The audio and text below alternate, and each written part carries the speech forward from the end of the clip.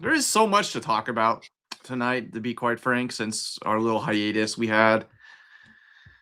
We've got this intervention in Venezuela that is something that we prepared quite a bit to talk about today because I think there is quite a bit to say on that issue. And then we have what's going on with ICE in Minneapolis, which is turning out to be a major nationwide crisis. I think that is definitely a flashpoint in the overreach of MAGA and is going to be a defining moment, I think, in the coming struggles around this emerging MAGA regime, as I called it. And I know we didn't plan on talking about this, but there's also it looks like shit's really going down in Iran, Yeah. and I don't think we'll Yeah. have as much to say on that I'm because not super clear on what's going on it's there, to not be honest. super clear. We're not super clear on what's going on, Yeah. but I think we should say a little bit about it. And I do want to talk a little bit about the Zoran Hamas synagogue land sale controversy, I guess we can call Yeah. it. Yeah. So yeah, that's what we've got planned for today's show. We're back on the grind. Yeah. So where to start with Venezuela? Well, Obviously what begun people's, what began all of this, right? Which is that the US kidnapped Maduro after months of provocations and escalations. This is the culmination of basically more than 2 decades of open and or quiet warfare against first Hugo Chavez and then the government of Nicolas Maduro. And it's completely shocking, and the significance of this event is manifold, right? I mean, it goes far beyond just the U.S.'s imperialist aggression, ongoing imperialist aggression against Venezuela. It has repercussions just on international politics in general, and it's yes, absolutely. it's actually very scary. Not that things were great before, given that we've all had our souls broken by witnessing an open genocide for the past 3 years, but somehow things have gotten even worse. Yeah. I mean, we've all been paying attention to what's been going on in Venezuela for a while. Yeah. Obviously, there was the Bolivarian revolution where you have Hugo Chavez come into governance. There's attempted coups against him from the very beginning. Yeah. There's more covert sanctions against him from the very beginning. And we have to understand the kidnapping of Maduro, in my opinion, as part of this 25-year war on Venezuela. And this is just the most overt and the most directly brutal example of what has been a covert war on Venezuela. Yeah. So, in 1999, I think it's in 1999, Hugo Chavez, with the help of some other military, some other officers, basically assumes power in Venezuela and begins something that he called the Bolivarian Revolution, right? And from that moment, it was the policy of basically the George Bush administration to overthrow him. And that process culminated in a coup d'etat that briefly actually did depose Chavez before he came back to power. And then in 2001 and 2002, I believe, to 2003, there was a oil strike, which also had disastrous consequences economically. So, yeah, I mean, I've been mostly looking into, after Hugo Chavez died, I believe it was his, basically what the equivalent of like the Minister of Foreign Affairs, Nicolas Maduro, ended up assuming power. I believe he was the Minister of Foreign Affairs at that time. Ended up assuming power, being the successor to Hugo Chavez. And yeah, I mean, in 2000, I guess it was in 2016, really, when the economic crisis began, right? Yeah. Um, I think, and people say there were economic difficulties before then. You could tell the kind of the signs, even under Chavez, that the kind of economic yeah, boom that was kind of fueling a lot of the reform was kind of starting to run out. But yeah, it's 2016, 17 when you have the real crisis. so there's so the I've on and off I've researched or looked into the economics of Venezuela, and there's basically two stupid, simplistic explanations for the successes or the failures of sort of the economics of the Bolivarian Revolution. So on the one side, you have the right wing, which says it's socialism. Socialism destroys everything, right? And on the other side, you have that uh, the Venezuelan economy was under Chavez was a utopia, experiencing tremendous growth, and um, the sole cause of the economic problems has to do with the egregious economic warfare of the United States against the Bolivarian process. Now, I have to say, as a precursor, the sanctions were nothing short of genocide. They killed tens of thousands of people, hundreds of thousands at this point, and I can get more into it later. But they're not the sole cause of the economic difficulties. Probably the first long-term structural cause of the economic crisis is the fact that Venezuela is a petrostate. It depends entirely, almost entirely, for its government revenue on the sale of petrol. It has the largest proven reserves of crude oil in the world. And in the 1970s, under not a socialist government at all, a lot of its the petrol was nationalized and run under a state run under state control. I believe that the name of the company is PSAV, PSVA Oil Company, Venezuela. Let me just look up the name because I don't want to get this wrong. PDVSA. Yeah, actually, it has a foreign affiliate called Citgo, which people actually know of because there are Citgos in the U.S. There's 500. There's about 5,500 Citgos in the U.S. Right, and I'll talk more about that later. But so the moment that there was a crash in oil prices, a crash which actually similarly hurt other petro states in the world, the government basically ran out of.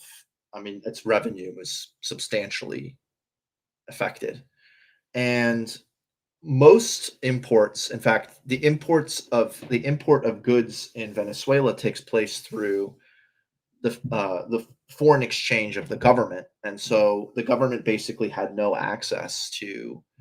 less access to foreign liquidity and or the ability to borrow, and it wasn't able to basically import all of the necessary things it needs, including things like medicine, but also equipment and other stuff like that to maintain the production of oil. So in 2016, that's what happens, and that's why in the first year there's like there's a contraction of the economy by like 25% GDP, which is absolutely insane, right?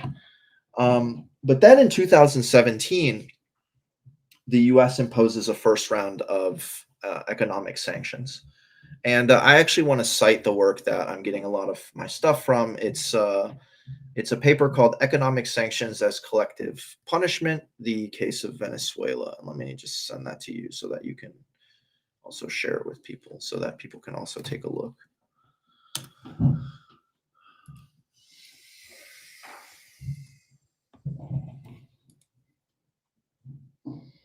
Exactly. Yeah. I mean, it would happen to, and yeah. So let me explain. Let me explain basically. Actually, let me read Westpro because Hold on, let me actually. I can bring it yeah, up real quick too. yeah.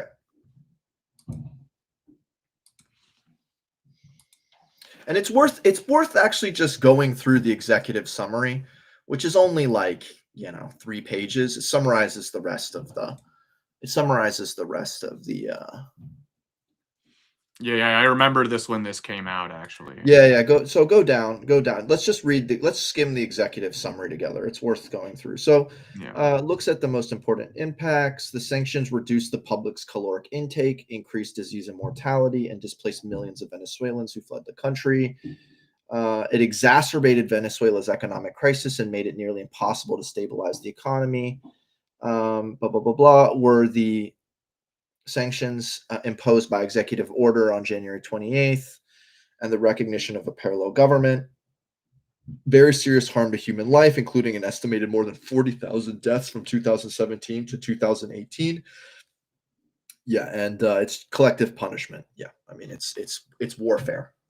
People like to think that economic sanctions are some peaceable means of getting other governments to do what you want. They are, in fact, a form of warfare. Nothing short. Right. So go down.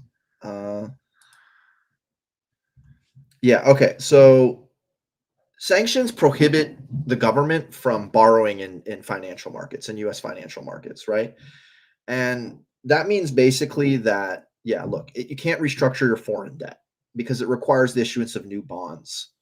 And so basically, it prevents the Venezuelan economy from borrowing against their quote unquote infinite supply of petrol.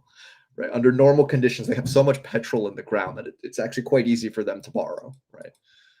But they're not able to borrow money. Right. Um, and because of that, they have no ability to import things like medicine, food, medical equipment, spare parts, and also things like electricity, like generators, which are produced by like General Electricity, which is in America. I believe it's an American firm, right? And so, if people recall, there was actually like a really, really bad power outages in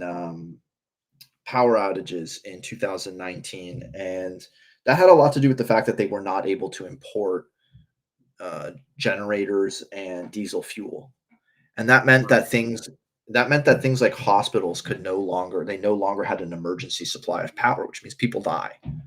Um, and this is all because America prevents them from accessing financial institutions, which could get them credit, basically, right? So in 2019, yeah, Let me it go down. completely basically cuts them off uh, from its largest oil market. Like over a third of what they were selling was to the U.S. Right, and Fell he's also pressuring other countries like India to not do Yeah. business with So them. this was technically not even part of the sanctions or the executive order themselves. It was just straight up bullying. It Right. was literally just Trump bullying. Um, yeah. So for instance, India, and they stopped buying Venezuelan oil. I mean, it would cut another, yeah, I don't know, millions of billions of dollars. Listen, look at this. Look at this. They froze many billions of dollars of Venezuelan no, stay there, that could have been sold in order to maintain essential and life-saving imports or to stabilize the economy. These included most of the government's 9 billion in reserves that are in gold, trade credits worth an estimated 3.4, and Citgo. So okay, so listen to this. So for instance, they have a lot of foreign reserves held in gold and in places like England. The the Americans and the British seized those assets. The Venezuelans paid to have gold in the Bank of England. The British and the Americans seized those assets. It is Yeah. completely illegal for them to do that. They stole it. They literally fucking stole it. They also did things like prevent Citgo from sending revenue from the U.S. to Venezuela. Citgo is a Venezuelan affiliate of the state oil firm, right? Right. So, Well, you have to understand this is all designed to basically exasperate any humanitarian. yeah, Now, catastrophe that's happening and make it as bad as possible. So people have to flee. They hate the government and they blame the government for the economic crisis. You create a population that wants to overthrow the government. For example, they bring them to America in a lot of cases. I mean, yeah, you're literally in a situation where, so there's a horrible recession. In fact, it's a depression because you have a contraction of the economy by a fourth, but you prevent the government from being able to do anything to stabilize the situation. And in doing so, the economic crisis worsens. And the sanctions completely prevent the government from doing things like importing food, importing medicine, importing equipment to keep things running, like electricity. So, what happens? The living standard of people just absolutely collapses under them. And you Yeah. have the situation that you have in Venezuela. Go, if you don't mind going down, actually.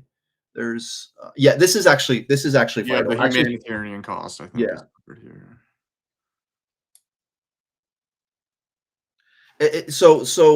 This estimation is done by the National Survey of Living Conditions. It's an annual survey of living conditions administered by 3 Venezuelan universities. 31% general increase in general mortality from 2017 to 2018. So tens of thousands of dead. You accumulate that across the years, you're talking hundreds of thousands of preventable deaths, Yeah, and this right? is in 2019 when this was written, so I imagine Yeah. things have the full effects of this have played out over the years since then. Yeah. Yeah. Yeah. Yeah. Yeah. So you know, so um, there are causes of the for the economic depression, right? They're not purely quote unquote the fault of the West. I mean, it has more to do with the global structure of capitalism. The fact that Venezuela is a petro state. Um, but this notion that the Chavez years were nothing but pure economic shit is also belied by the facts. Since the 70s, uh, there's a lot of data which indicates that the living standards of the poorest Venezuelans either was stagnant or deteriorated. And under the Chavez years, they slightly improved. First off, the downward or stagnant trend was reversed, which is already an accomplishment in of itself. Yeah. And there was in certain periods where there wasn't things like an oil strike or attempted coups. There was periods of growth that did see reductions of poverty, uh, quite substantial ones. And beyond the reduction of poverty in terms of cash, how much cash people have, there was a great expansion in access to healthcare, in access to education, in the number of doctors per people. And I'm not making this shit up, and I'm not just citing Yeah, Venezuela. I think anybody would be a fool to deny that Well, Chavez I was a also want very to I want to point to this series of studies that I found, which are quite good. They're called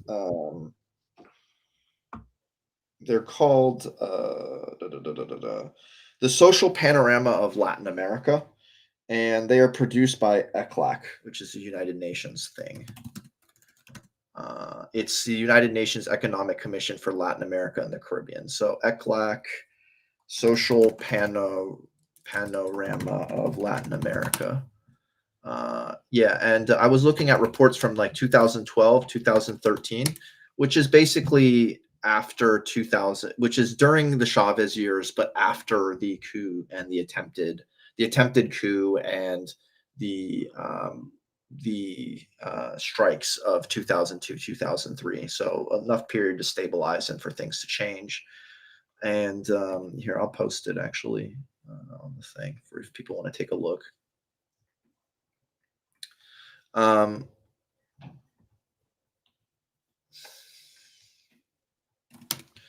yeah, but so it's worth stating that the story is obviously more complex than socialism is bad. First off, uh, socialism, if it's taken to mean anything like the abolition of private property or capital, the socialization of the means of production, then Venezuela was strictly not socialist, right? It was still capitalist. Private property is largely in the, there exists private property, and the means of production are largely in the hands of the bourgeoisie. That wasn't really changed. So it's not fair to say that quote unquote socialism is at fault. The other thing is like this notion that nationalization of gas, socialization of natural resources necessarily leads to catastrophe is also belied by the fact, because first off, not all nationalizations are the same, right? Nationalization schemes, and secondly, if you actually look at the world economy, Sinopec is in fact it's a state-owned firm in China, and it actually is the second largest firm in the world by revenue, followed only by Walmart, which is nuts. Walmart is fucking huge. And it produces the most gas in the world, buys the most gas in the world. It does very well. It does very, very well. It's on, all the stock exchanges and whatnot. So it's done quite well for itself. I don't think you could really say that China is bad at getting gas or producing Well, and gas or anything that's like that. to The other segue thing is into. that the other thing is that you have, I think, by net capitalization, the largest firm in the world is Aramco, which is the Saudi-owned. It's a bit more complicated than nationalization is bad and leads to a collapse. Right. People will point out that Venezuela nationalized their oil before Chavez, and so Yeah, therefore Chavez didn't really do much. But the point is, he changed the management of the oil to more to go into social programs to benefit the yeah, population. yeah. I Now, I mean, think you can make criticisms, and I would make criticisms of Chavez's approach to socialism. Like, obviously, they didn't go full Soviet style, and I think in the modern world that they were operating in their context, I don't really think that was even possible.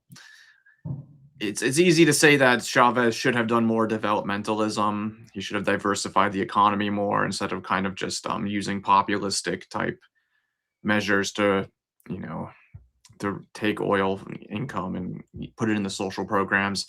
But the guy was working with what he had, with the political forces that he had, and I think at this point, it's very easy for us to make these criticisms, but it's besides the point in a lot of ways, because Venezuela has been under the thumb of the U.S. to such an extent that there's really hardly anything they could do to, you know, to fix their economy, quote unquote, in a yeah, way that's that would make the the other. West happy. It's also difficult to think of an economic strategy. Maybe more. Yeah, I mean, basically, things were nationalized. Chavez had power of redirecting revenues towards certain ends. yeah. Right. What he should have done with those revenues, I'm not gonna claim I'm a fucking expert Right. at It's easy to say, well, you should have just done like Stalin style, like industrialization. no, that But wouldn't like work. that's not easy to do. Like No. that's The other thing is like I don't think Venezuela quite has the resource capacity. Like the Soviet Union at the time could kind of be autarkic. It was yeah, the fucking Venezuela couldn't huge. be autarkic, but It was fucking huge. Let me put it that way. well, And Venezuela is pretty big and they do have a lot of resources. And that they is why do. I think the US is so concerned about them and so concerned about the fact, Yeah, that certainly is true. I mean, because China could provide them with the tech that they need to start refining this oil and start a petrochemical industry. And if they could do that, like they could be a real regional hegemon, if you think about it. yeah, Or at least absolutely. they I could mean, be a real problem in the US's backyard. so so yeah, that's the thing, right? Like what route should they have taken for development? It's not clear. I mean, Right, probably and the then the thing easiest. is they deliberately avoided the Venezuelan route of being, I mean, not the Yugoslavian route of being reliant on IMF loans, because they Yeah. didn't want to end up like Yugoslavia. So it's not like they weren't looking at past attempts at socialism and looking at the failures. It's But just it that, it they seems were like doing that. It's just probably the easiest way for them to have gotten economic growth is what you're saying, which is the full modernization of their oil production. right. Which, like, But by it's the really way, hard to do that when sanctions are crippling your exactly. economy and you don't You have can't. foreign exchange reserves. Yeah, and you also basically can't get expertise or technology into your Yeah, country. and so that's why the US is very worried about China, because there have been two big uh, agreements signed between Venezuela and China in both 2023 and 2024. So there Yeah. is that factor in But that's also the thing about, Antonius is very much right. It's that how much could Chavez do is, I mean, there was the pink tide, don't get me wrong, but how much can Chavez do in terms of trying to build socialism in Venezuela when he's surrounded by reaction, or Yeah. when he's seriously constrained by U.S. imperialism? I guess I'm trying to say is it's really not clear to me. Like, it's something that people very often say. Like, I heard, hear it all the time. Oh, they should invest in other things besides petrol. All these petro states. Like, it's They've look at never I'm Saudi. sure they've never considered that. Yeah, I'm I'm sure sure they've they've never never considered considered that. that. And like, look at Saudi Arabia. They've been trying to do that shit, diversify and whatever, into things like tourism, and they literally have Neom, this idiotic like real estate thing that they tried to do, and it's completely bunk. It totally failed. Just billions of dollars wasted for nothing, right? Yeah. So, and Saudi Arabia is not constrained by the US like fucking Venezuela. They can do whatever they want. They have access to whatever credit they want, no one's going to say no to them. And even they can't fucking, with all the expertise, access to expertise and technology and credit. Look at them. They're trying to diversify, and all they're doing is fucking up and wasting billions of dollars. So it's kind of easy for us to be like, oh, they should diversify and do that. But I mean, They're it's, working with what they have, yeah, and it's fucking complicated. they're dealing in the post-Cold War ideological atmosphere where you can't just like go full socialist and have the Soviet Union like come in and subsidize you and help you do all this stuff. The other thing is that like the crisis has also, um, the other effect of the imperialist aggression, sabotage, threat has been a hardening of the regime, of the government, and there's really some ugly shit going on, to the point where the Communist Party broke. There are many Chavistas who are pissed. It's yeah. Yeah, exactly. Be more like Dubai. Yeah. Have slaves from, Pakistan come and Yeah, die. I mean, I will say I don't doubt that internal repression has gone up in Venezuela and that there is a lot of like genuine left-wing dissatisfaction with the PSUV. Yeah. You But I know, will also say this is that it's quite it's frankly, not it's it's not not my exactly as intense as even like post Stalin era Soviet Union, or maybe it's around the same level. I don't know. I don't know.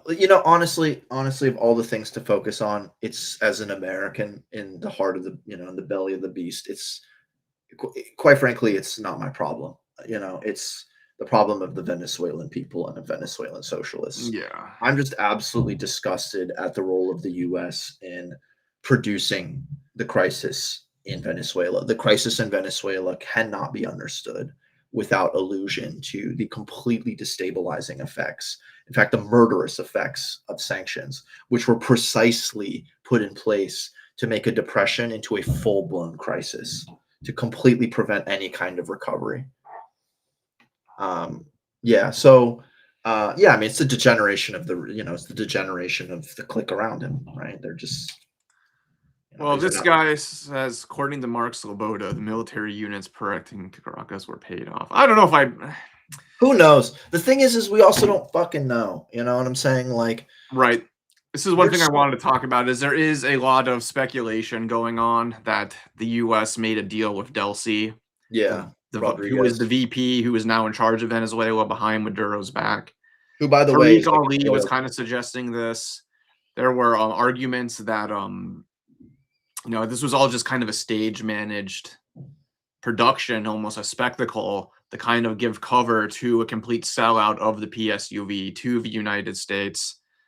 I'll look up what this Mark Sabota guy says. Yeah, it is true that the defense of the actual night of the kidnapping. I was what was going on there? Why didn't they fight back more? But maybe we're not getting the full story of what happened. There was a general who was arrested who was accused of selling out Maduro. Yeah, So my read of what's really going on is that this is just the kidnapping itself. I don't have any evidence that it was a stage managed spectacle or some kind of inside deal. I think Trump is just trying, and Rubio, we're working so hard to put as much pressure on Venezuela as possible to get the government to cave into their demands, that they're moving to more direct means, which means literally kidnapping their leader, seizing any oil tankers that leave, and basically allowing no oil to leave Venezuela whatsoever until they start negotiating. So, was it an inside job? Was it not? I don't know. I think that you can understand what happened without them resorting to the idea that it I mean, was an inside job. it is an important fact in terms of like the dynamics of the PSUV itself. But as for why it happened, uh, it's kind of more or less irrelevant because it's really the fault of the US, right? And the US's motivations are, even if the people around Maduro were 100%, with him, and there was no sellout, that the US would still try to pursue something like this. It's the thing that's been kind of, I mean, there's really so much to say about this event.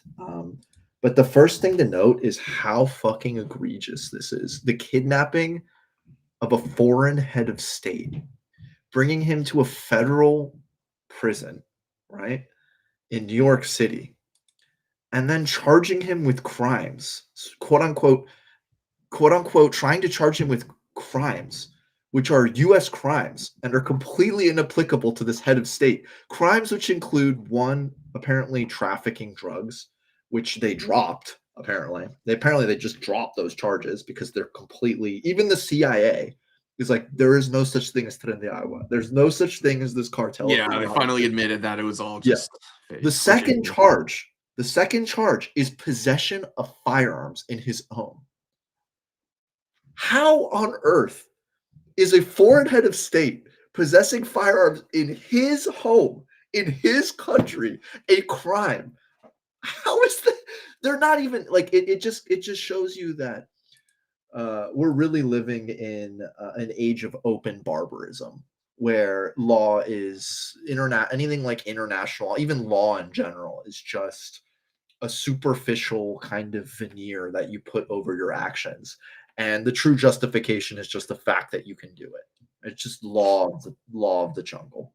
Yeah, It's it's completely clear that basically Trump is acting like, well, he's acting like everyone says it. He's acting like a gangster. He's acting like he can basically use force and pure coercion on almost an interpersonal level. Basically, like it's almost like he's kidnapping the leader of like a rival gang in order to like get them to negotiate with him. It's just incredible. It's it really really is incredible, and honestly, like, I know everyone wants to, like, blame everything on Israel, which is not the worst, but it attitude to take, but it really does kinda seem like Trump is trying to be more like the Israelis. Like, he's yeah. so in with all these Zionist and Chabad guys, and there's no way that he doesn't see the way that they just assassinate their enemies and go after foreign leaders and kinda envy them, and say they just Well, do I this mean, stuff openly and directly. The CIA, they're supposed to do this stuff covertly and use a bunch of human rights bullshit and US aid and stuff to cover it. Whereas the Israelis, they just killed their enemies and don't make any bones about it. And we can just do that. yeah, yeah. I mean, what Marcus is saying is also, yeah, obviously, this is something that dumb libs who love to quote 1984 don't get, is that repression can only go so far, right? Yeah. Against a population. Um, Repression only does so much. We can only be Eventually, honest, you like, we eventually haven't you done that do. much repression. If you look at like the fact that Yeah, these opposition leaders exist in the country. yeah. Eventually, you're going to need something like hegemony. People more or less supporting you, tacitly, passively, actively, right? Um, that's kind of purely what for now. Well, actually, things are changing in the U.S. For a while, there was quite a lot of hegemony, um, and now it's turning more to active repression. But still, right? Still, a regime very much relies on that, right? And the PSUV did have some popular support, or at least people were aware that the opposition were a bunch of fucking ghouls that you can't trust. Because yeah, the Venezuelan opposition is detestable and everyone fucking hates them. And yeah, so Yeah, Yeah. yeah, yeah. So it's where do we even start in terms of like the significance of this event? It's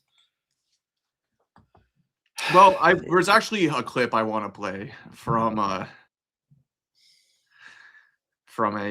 one a t- one yeah, one thing I did want to mention. So apparently Trump did contact like oil executives or oil barons or whatever before the event, which he did, which I find hilarious. He like told the oil people before Congress or Chuck Schumer or any of those fucking idiots, showing you who's really in charge.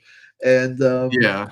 but then the oil people kind of had to explain to him, like, dude, you put so many sanctions, like, that farce of a press conference the other day where Trump was with all of these oil people, and the oil people had to explain to him, like, we were doing business with with the Venezuelans. We were importing Venezuelan oil and stuff like that. And then you guys stopped us because you imposed the sanctions. And because of the sanctions, all of the infrastructure fell apart. And so now we have to go in there, and in order to like get production to go to some level that we need for there to be profitable, we're going to have to invest a lot, and it's going to be a decade-long project. So I love how like Trump's own sanctions fuck the ability for him to try to exploit Venezuela as a neo colony. It's just like just levels of just stupid, just fucking idiots. Yeah, here we have a clip of him talking to the oil guys. 30 million barrels. You hear that, Peter? Wait, that's not what we want. There we go. Of ballroom will see. He's really just like a senile bully who I mean, he Hold on. can't really calculate. I don't want it to play in picture. Hold on. Sorry, technical difficulties here. All right, here we go. Take care of the inauguration. The ballroom will seat many, and it'll also take care of the inauguration with bulletproof glass, drone-proof ceilings, and everything else, unfortunately, that today you need. So we're going to discuss how these great American companies can help rapidly rebuild Venezuela's dilapidated oil industry and bring millions of barrels of oil production to benefit the United States, the people of Venezuela, and the entire world. And yesterday, the number is 30 million barrels. I can't even, is that a correct number? No. 30 million barrels. I think it's actually billion. You hear that, Peter? Of oil was given to us by Venezuela. That's a lot of oil. It's about $4 billion worth, and it's on its way to the United States right now. So they're just stealing oil, And quite we want to literally. thank Venezuela for Yeah. that. And we're working very well with them, obviously, or they wouldn't have been so generous. But they respect us again. They didn't respect us at all before. So that's money that goes to the No, they don't United respect States. you. Some will You're go They to don't respect you. Venezuela, You bullied them. and some will Yeah, go you're a to the dog. oil Giving companies, but tribute, not that, basically. because it's already been extracted. So you're not getting any of that. But when you start extracting, you'll get. But it's Just pause it real tremendous quick. reserves. Also, yeah, what this fucking moron is eliding is like, I wonder why the state of the oil industry, its infrastructure is dilapidated. Oh wait, maybe because it didn't have foreign fucking currency to pay for anything to fix shit.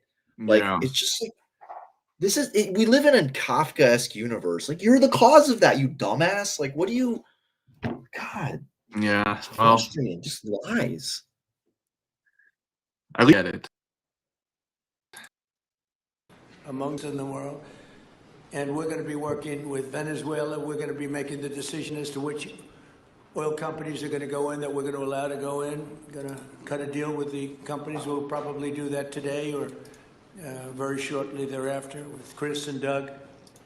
And we're dealing with the country, so we're empowered to make that deal. And you have total safety, total security. One of the reasons you couldn't go in is you had no guarantees, you had no security, but now you have total security. It's a whole different Venezuela, and Venezuela's going That's to be total fucking nonsense. very successful. And the people of the United States are going to be big beneficiaries because we're going to be extracting, numbers of, in terms of oil, like, few people have ever seen, actually. So you're dealing with us directly. You're not dealing with Venezuela at all. We don't want you to deal with Venezuela. Let me thank Vice President J.D. Vance, who's doing a fantastic job. Secretary of State Marco Rubio, likewise, a fantastic job. Yeah, they're not like, here's the thing he doesn't understand. the oil firms are no longer interested because you've deteriorated the infrastructure and the oil production process so greatly that it's not in their interest anymore to go in there, revitalize it, and then make an agreement with the government. Like, he's fucked it so bad in that way. Yeah. Like, it's just like, yeah. Well, on that note, there's another announcement from the White House where he seems to kind of go back on that, basically. What?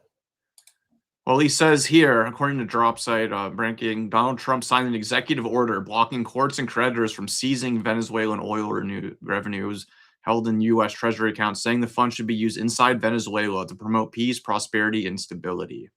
Wait, It comes days blocking after court- U.S. companies kidnapped Venezuelan leader Nicolas Maduro, and companies like ConocoPhillips and ExxonMobil press long-standing claims. And he basically says, you're going to recover a lot of your losses, but past nationalizations, that's your fault. And that $12 billion claim was a good write-off. So I don't know what's going on here. Yeah. I don't know what's going on here. I mean, I wonder if some of those well, first off, I wonder if the Venezuelan, what's it called? The Venezuelan revenue isn't what I was talking about, which is like Citgo revenue that the U.S. has prevented from going back to Venezuela. You know, or does he mean just this recent like theft of oil that's being sold, and then he's quote unquote holding it for Venezuela or whatever? I guess so. I guess maybe it's both. Back and forth, perhaps, or maybe there's a. Yo, listen, protocol. Fog out more. Yeah, I mean, yeah, evidently, if America comes to dominate Venezuela, that is like if it completely overthrows the PSUV, it will be very bad. Yes. But, as far as I understand it, the only way that the PSUV as a structure is going to be eliminated is if there's a civil war, or if the U.S. intervenes and tries to do Iraq. And I don't know if that will happen, but the strategy right now just seems to basically bully the PSUV into falling into America's. Yeah, doing what America wants. Whether that dismantles PSUV itself is another thing, right? Right. So we'll see what happens. I think some of this will be determined internally in Venezuela by social movements, by the Chavistas, for example. Yeah. And Cuba is also in the crossfire, obviously. Yeah, that's the first thing I thought of when this happened. Yeah, Rubio's very clear about this. Hold on, let me bring this up. Cuba's next. Very quickly. Well, this guy is just the Cuban government, the Trump administration's next target, Mr. Secretary? Very quickly. Well, the Cuban government is a huge problem. Yeah, the Cuban government is a huge problem. So is that a yes? Cuba, but I don't think people fully appreciate. I think they're in a lot of trouble. Yes, I'm not going to talk to you about what our future steps are going to be and our policies are going to be right now in this regard, but I don't think it's any mystery that we are not big fans of the Cuban regime, who, by the way, are the ones that were propping up Maduro. His entire, internal security force, his internal security apparatus is entirely controlled by Cubans. One of the untold stories here is how, in essence, you talk about colonization, because I think you said Dulce Rodriguez mentioned that. The ones who have sort of colonized, at least inside the regime, are Cubans. Oh my it was God. Cubans that guarded Maduro. He was not guarded by Venezuelan bodyguards. He had Cuban bodyguards. In terms of their internal intelligence, who spies on who inside to make sure there are no traitors, those are all Cubans. A fucking scumbag. Secretary, you are such. How dare you accuse Cubans of colonization? How dare you? How dare you? So insane. But that's what these Gusanos say. There's this whole Gusano conspiracy, though, where Venezuela is the COG, the Cuban occupied government. How dare you? These motherfuckers do nothing but export barbarism. And they killed over 30 Cuban patriots when they attacked as well, when they kidnapped Maduro. They killed a number of civilians. A number of Cuban communists. So that was they're just that's Marco Rubio. And Marco Rubio himself is from a drug dealing family. Look into who Marco Rubio's brother-in-law was. Look into Marco Rubio's connections to Iran-Contra. Also, like, yeah, okay, also the irony of the US calling anyone a drug dealer is Yeah, it's hilarious. just You yeah, look at that's another you thing. you look at heroin production in Afghanistan during the US occupation versus when the Taliban takes back power, and it's like, whoop, Taliban takes back power, boom! It's like so clear that the CIA and the Royal Air Force, the British, the Americans, all these fuckers are helping the Karzai family and shit like that build up the biggest narco state in the entire history of humanity. Um, Absolutely. most likely, American intelligence, secret services are helping build networks and distribution. It's just the irony is just too rich, man. It's really Yeah, too that's rich. one thing that's interesting though is the way that they kind of framed. Well, they didn't kind of. They framed this as a domestic against a drug dealer. The Yeah. logic seems to basically be this isn't really a foreign intervention. This is more like us going out in our backyard and like taking out a bad guy that's Well, what causing didn't they do problems in that shit America. to? Didn't they do that shit to Chapo? Yeah, Yeah, they took Chapo and they held him in New York too, right? that seems to kind of be the logic behind like the totally Yeah, phony like drug trafficking allegations. Is it basically yeah, like gives them like the precedent to do this kind of stuff? It's like, oh well, we did this to other drug dealers, international drug dealers. So now yeah. we can now we can do it to foreign leaders that we don't like if we accuse them of being drug dealers. Yeah, I mean the CIA is the WASP mafia has been involved in drugs so many fucking times, more than your local drug dealer. You know what I'm saying? Like, it's Absolutely absurd that we're trying to use the drug irony. trafficking as the basis for this.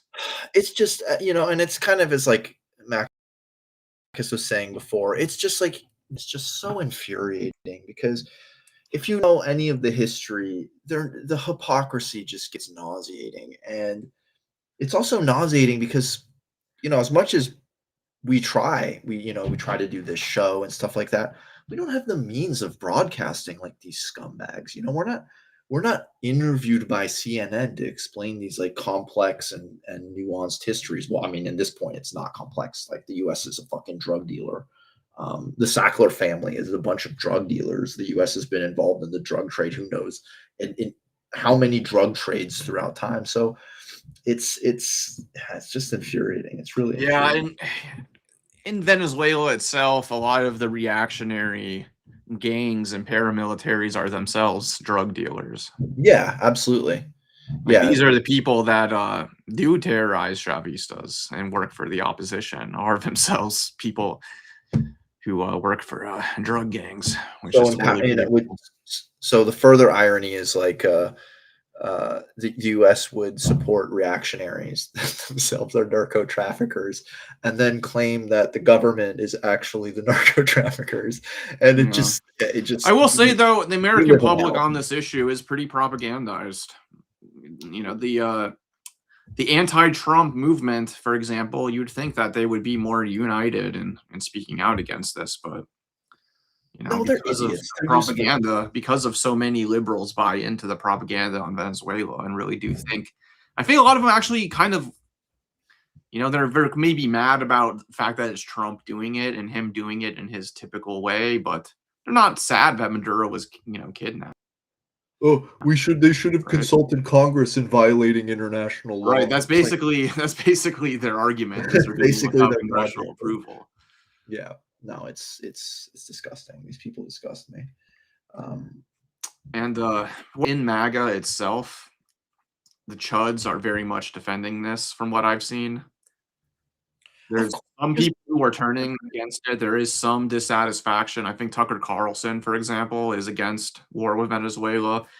He has like very stupid reasoning for it, or he's like, well, Venezuela is like a socially conservative Christian country. Like, yeah, they're, socialist as bad.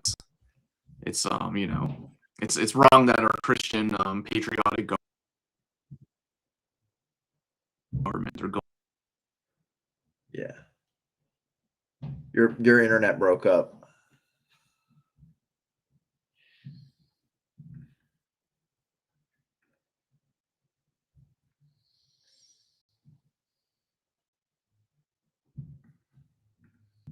Fuck, dude. Oh my god.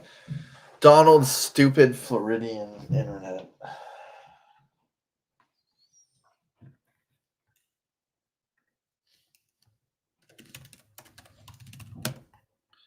Okay, that's we'll be right back. Yeah, I mean they did sell, yeah, they literally sold drugs to I mean the number of times that the US government has basically sold drugs is unbelievable, but that's that's another example of it. Hold on, I should be back now. Yeah, there you are.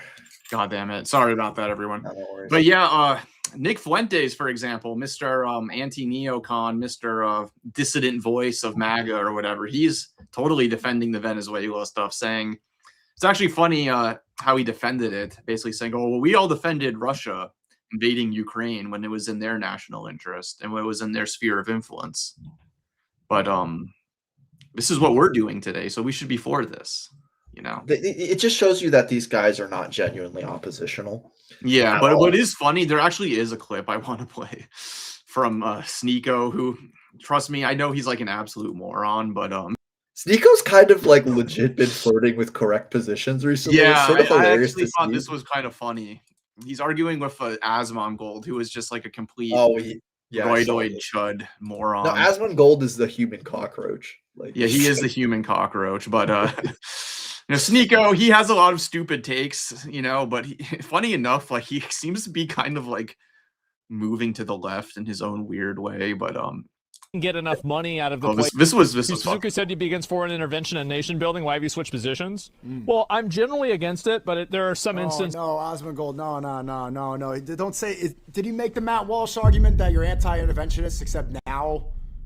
Like, I think it's something that's generally a bad idea, but if we can get enough money out of the place that we're intervening in, and we can effectively make it worthwhile for us, then I'd be okay with it. Does that make sense? So you're against it unless there's enough money involved? No, man, nah. That's my prime. Basing it off of how much money you make is not the right argument, because we know you could just print more money, and they have for $38 trillion in debt because they just keep on MMT Sneeko. They keep MMT Sneeko, bro. They won't stop. It's not based off of anything. So to go and justify regime change and unnecessary war that he's admitting is wrong to make money, loss of human life is, now you're putting money over humanity. I think about, is this good for Americans? I mean, he's totally and right. If it is, if it's making us money, humanity. it's beneficial for us, it's lowering our costs, or there's some other downstream effect of it, then yeah, I'd be okay with it. But us just going over there and doing it for no reason. So he's saying invade, kill, put regime change, you know, start war, as long as it benefits Americans and only Americans. Now you're putting American life over, like, this is the same thing as Zionism. This is the same thing as Zionism. It doesn't matter He's coming to as understand, long as we put America's interests first. The rest of the world is expendable. The rest of the world, they have resources that we want and to extract. Doesn't matter. Yeah, we don't care. We'll kill, we'll kidnap, we'll bomb, as long as it benefits us. And even if it costs civilian lives, yeah, who gives a shit? Donald, like, I mean, Donald, maybe we should invite Sneeko on and educate him about. Yeah, we should. If we could get Sneeko on, I feel like we're too small time for him, but you know, if we could get him on, maybe we can help steer him the right way. we could educate him in socialism. No, but okay, you know, I mean, enough. I don't want to hear Osmongold talk anymore. He's literally a cucaracha. But yeah, that gets the point across, is that, you know, not everyone in these spheres is buying into this. Yeah, well, but a lot of them are. It's just kind of hilarious how neocons are always like, yeah, not intervention, and then an intervention happens and they're just sheep. They're sheep. Yeah. They're like, hell yeah, let's do intervention. It's like, what? You have no principles, none. Yeah, but it's like, well, this is intervention for America. Like, Iraq was intervention for Israel. It wasn't in our interest, but this is in our interest. No, but this time it'll work. It's like, you fucking this time it will work because, you know, we'll get rich off of it. Yeah, people will die, but we'll get rich off of it. We'll take their shit. And it's like, well, isn't that what you hate Israel for doing? He doesn't actually hate Israel. No, the reason that these right-wing chuds hate Israel is not because they're slaughtering Palestinians. By the way, they see Muslims as subhuman. It's because Israel's not doing what they want. Yeah, because basically. Israel has their own national self-interest, and sometimes it conflicts with the US's. And Israel is not being a pure puppet, a pure subordinate of the US empire. That's all they care about. That's really all they care about.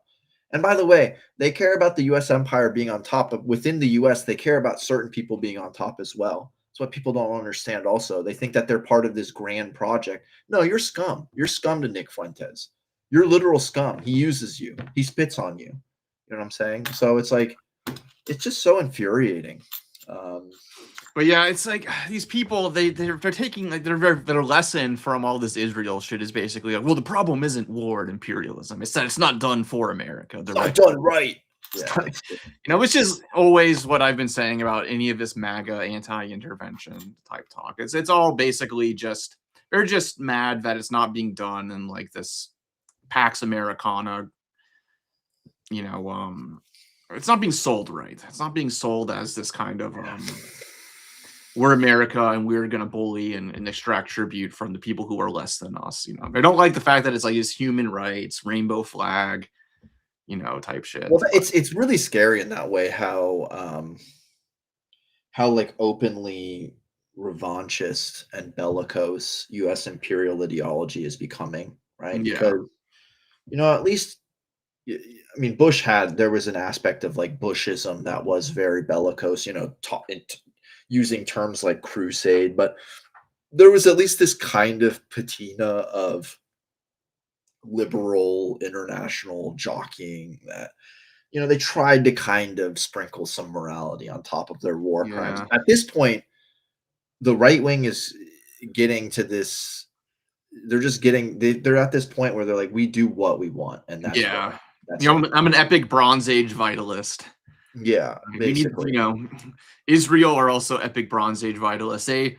They kill leaders and steal land when they want to, and that's what we're going to do as Americans. And of course, if you have to argue with someone why morality matters, there's no point because they're a nihilist and you really can't do much with them. And their moral nihilism is going to send, if it becomes the operant sort of thought process of our age, it's going to annihilate. We're going to annihilate humanity and the planet. Absolutely. So, yeah, these people are they're scum. They're fucking scum. And, we're seeing this with what's going on in ISIS, this anti-human, completely nihilistic approach to existence that we're seeing from MAGA. Before we move on from Venezuela, there's actually... what's also like, it's kind of, they're obviously very linked, but it's funny how this view of international, if there should be something like international law or normative international order, on the one hand, they think there should be no legal enforcement on the international plane. Within the US, they are insanely draconian. They want to return to Hammurabi's code, so that if a kid steals a candy bar, he has both his arms chopped and shoved down his throat. You know what I'm saying? So it's this very weird worldview where on the international plane, it's just pure anarchy. Within the US, there should be no tolerance whatsoever for any sort of quote unquote criminality. It's just like, we live in hell, man. We really fucking it basically comes down to the fact that, there is no such thing as reason or rationality, and there's just who is the strongest and can enforce their own truth, basically.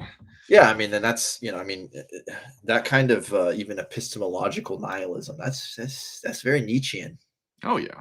Well, hold on. This is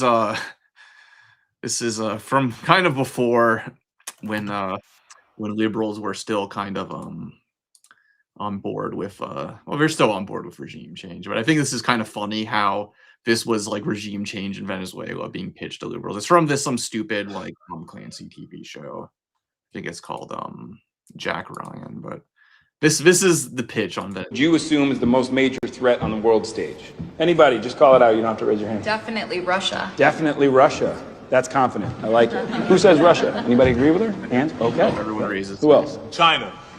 Stop yelling at me, but China is a good answer. Anybody? Who else? China? U.S. North Korea? North Korea. Yeah. Any North Korea takers?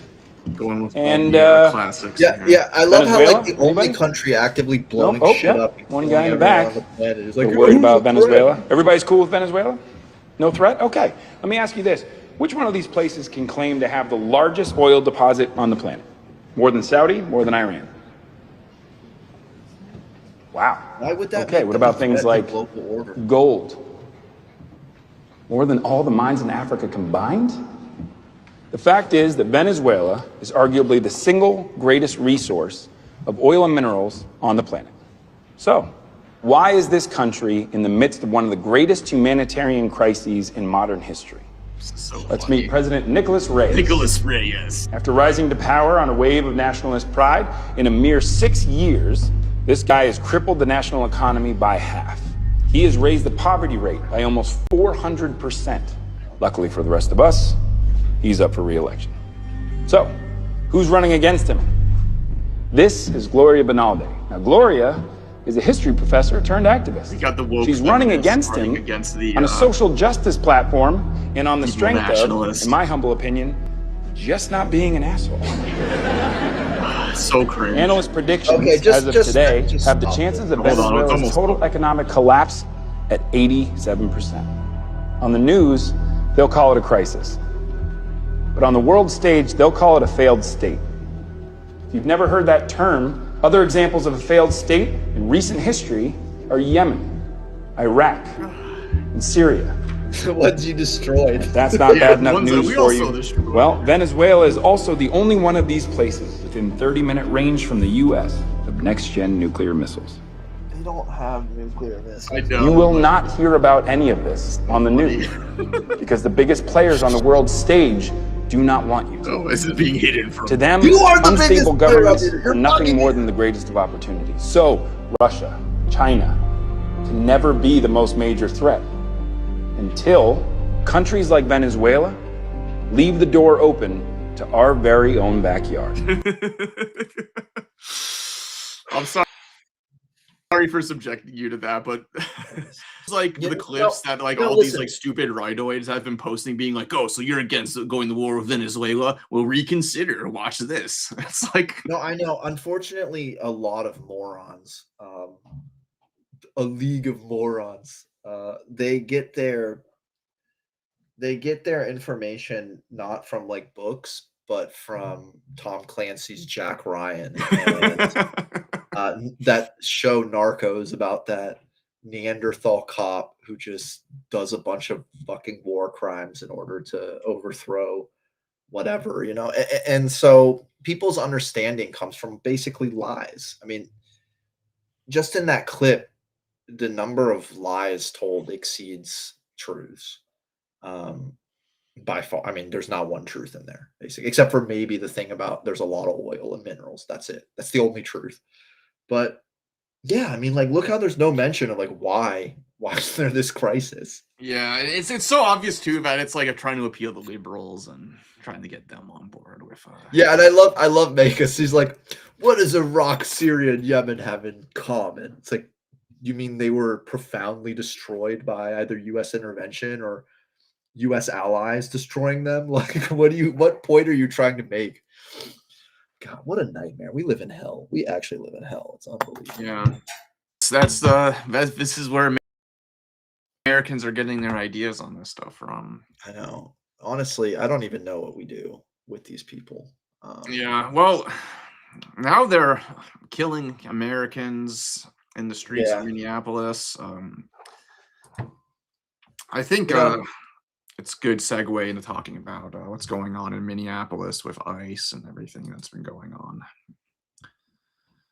Yeah, and there's kind of a general note that I did want to. There's something that I wanted to say before we kind of get into it.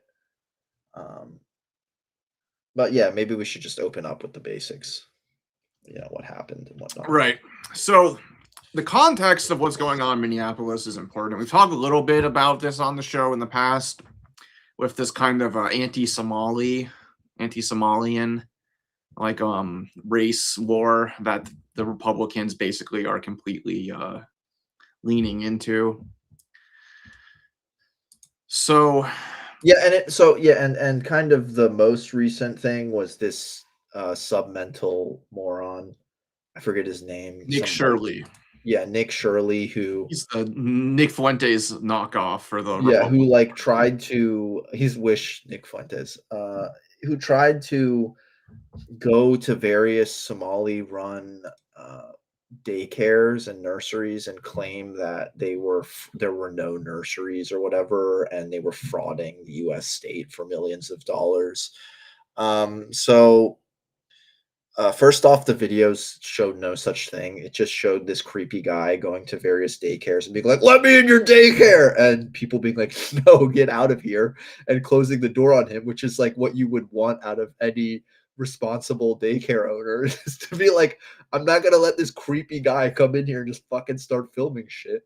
The second thing is that various like independent organizations, including things like CNN and whatnot, and like all the mainstream fucking media, they found no such fraud. There is no such thing. The only thing they found were like the most damaging things they found were like, oh, this daycare failed such and such health inspection for not for having a pipe this close to the ground or whatever, but nothing like fraud, right? So just the right wing started going hysterical over these claims that there was fraud, and of course there wasn't. So they're just getting mad about things that didn't happen. Yeah, like you had like local Fox affiliates reporting on like supposed hundreds of millions of dollars being stolen and supposedly sent to terrorists in Africa. Hold on.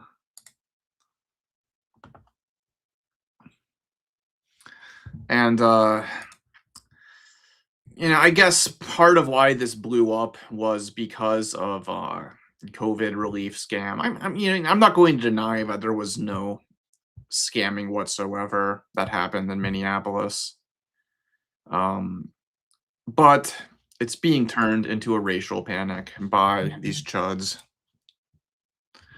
And you're basically seeing a complete it's like the atmosphere of a pogrom ready to break out with the kind of shit that the right wing has been putting out about Somalians. So you have these claims of fraud. The New York Times reported on them. Again, I'm not going to go as far to say there was no fraud whatsoever, that none of this happened, but the way it's being reported, even by like supposedly liberal outlets like the New York Times, is basically turning it into an anti-Somalian talking point. And the right is intensively demonizing them for them to have their visas revoked and essentially be ethnically cleansed. And this Nick Shirley guy is doing these stupid reports. It's so bad. It's so stupid. But Yeah. there were already federal investigations going on about fraud around COVID stuff. But it's clear that they're trying to jump on this. It turned into a big racial panic. So ICE gets sent in to Minneapolis. Trump, he announced that he's freezing $10 billion in federal funds for child welfare programs. Tim Walz announces that he's not going to be running for re-election as governor. So they've been sending ICE en masse into Minneapolis for a while now, but it's intensified. And as anyone would expect, when you have these essentially this militia that's only accountable to the federal government. The federal government is run by a bunch of right-wing psychos. The people who join these militias join ICE. I'm just basically treating it as if it were the Freikorps or a right-wing militia, because it basically is. So it has federal funding. And so it's only a matter of time before they just end up like pulling something like this off, which just killing someone in broad daylight and having it all be filmed. And it was the murder of Renee Good who kind of set it all off. And I think the first thing to say about this is the way that MAGA reacted to this was immediately to justify it. I think Trump didn't even see what happened before the DHS put out an official statement defending it, saying that this was an act of self-defense. We've all seen the videos. I think we all know that like this narrative is complete bullshit. Like I don't think we need to like go over the videos and examine them to prove that ICE basically murdered this woman. But anyway, DHS basically defends it, and then what happens is J.D. Vance comes in and doubles down completely. Yeah. And call- so and for calls- me is the Mattiotti and murder. calls her and says it's domestic terrorism.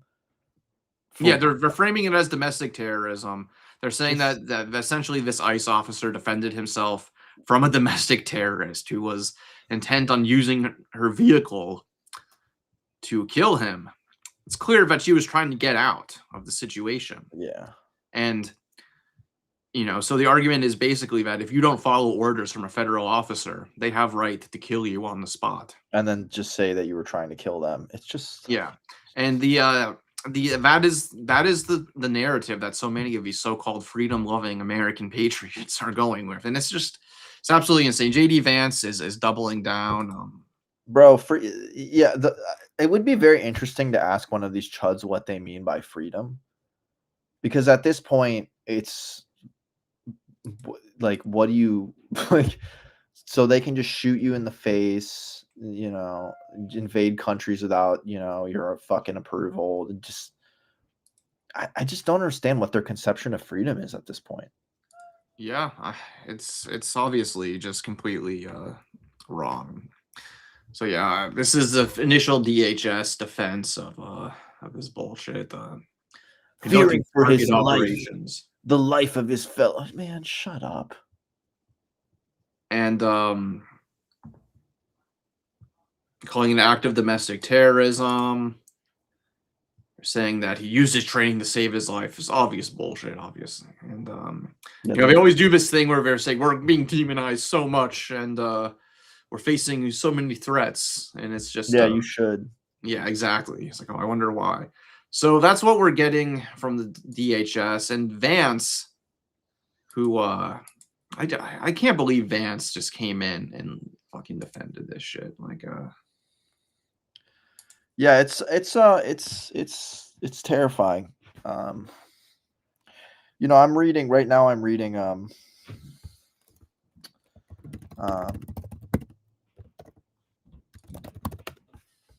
Why Did the Heavens Not Darken? oh yeah, that's a great The Final Solution in History by Arno Mayer, and it's about the Judeocide and the Holocaust, and sort of, how do I put it, the quote-unquote contingency of the Judeocide and the Holocaust, in the sense that it took a set of steps for Nazi anti-Semitism to become fully genocidal. Right. And sort of the crucial moment was the failure of Operation Barbarossa, right? The failure of the Nazis to complete their quote-unquote crusade or genocide and colonization of the Slavs of the Soviet Union. And one of the things that's becoming very clear is, a necessary step was also the kind of obviously the building of the Nazi state. And as part of the building of the Nazi state, the building up of the SA and the SS, and the building up of the kind of concentration camp universe. So, most people probably won't know this, but there was a lot of, the first target of the Nazis, like very obviously, was the communists, and then the left-wing socialists. And the concentration camps at first were built to punish the communists and the socialists, right? And at first, these concentration camps would hold, maximum, from what I read, like 50,000, not even. I mean, it's a lot of people, don't get me wrong, but it's not what it ended up being, right? 20, 30, 40,000 communists, socialists, dissidents, intellectuals.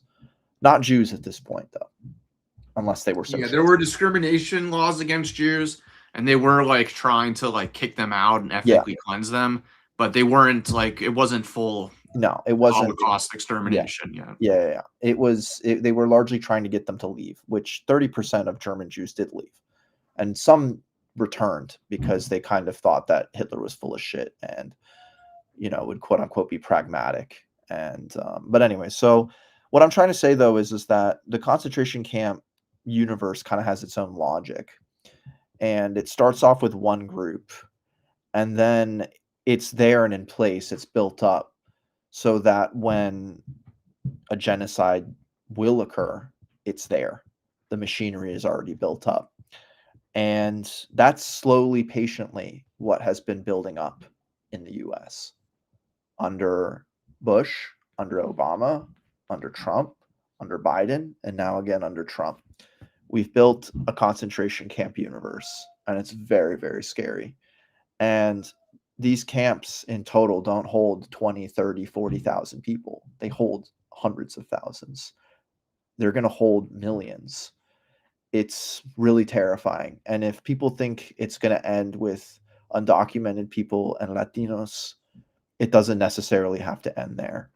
I already know it's not going to end there. It's not.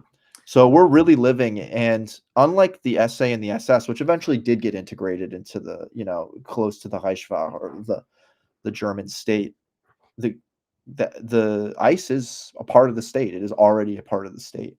There's going to be no integration process necessary. It's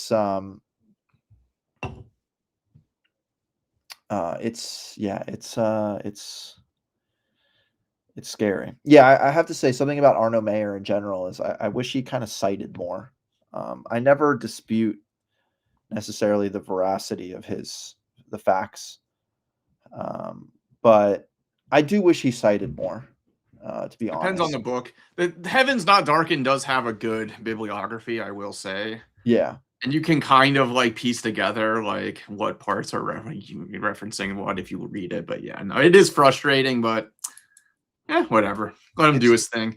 He's cooking. His narratives are fucking cooking, yeah. And I like how he doesn't emphasize the kind of like technological, rational aspect of the Holocaust, but the pure irrationality of it, and comparing it to the Christian Crusades, I thought that was an interesting parallel, because usually like the kind of arguments about the uniqueness of the Holocaust hinge on this idea that it was like this perfected mass industrial genocide, but so much of it was not even industrialized, first of all. And well, there's this kind of weird like and then people also have this notion that that European society had this internal dialectic of anti-Semitism, which culminated in the Holocaust, right? That there was like this in of itself essence. Yeah, this theological understanding of anti-Semitism. Yeah, and he very intelligently shows, in fact, that it's much more complex than that, because the emancipation of the Jews was, in fact, largely accomplished by the time the Nazis got in power, and that many were fully integrated into European society, and that things like mixing were becoming much, much more prominent, much more prevalent, right? To the point where, in some generations, it's not clear how much of a quote unquote distinct German Jewish population there would have been, right? So, it's comes out of the logic of this racialized expansionist military campaign. Yeah. And out of the logic of this campaign comes everything else.